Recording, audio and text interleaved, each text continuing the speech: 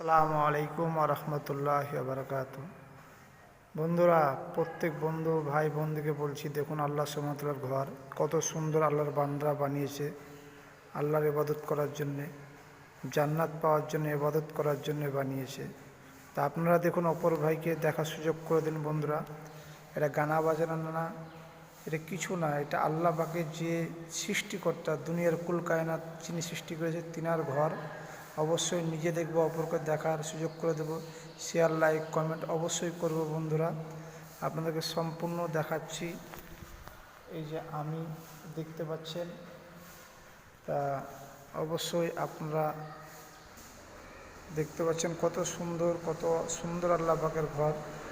আপনারা নিজে দেখুন, অপরকে দেখার সুযোগ করে দিন। বন্ধুরা, দেখতে পাচ্ছেন কত বড় আর কত সুন্দরভাবে বানিয়েছে আল্লাহ পাকের ঘর। অবশ্যই বন্ধুরা শেয়ার, কমেন্ট, লাইক করবেন, কেননা আল্লাহ পাকের ঘর এটা দুনিয়ার যে কুলকায়নাত যিনি সৃষ্টি করেছে তিনার ঘর। আল্লাহর ইবাদত এই ঘরে করা হয়।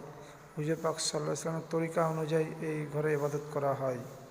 এটা মসজিদের বারান্দা, দেখতে পাচ্ছেন কত সুন্দর। বন্ধুরা, দেখতে পাচ্ছেন কত সুন্দর।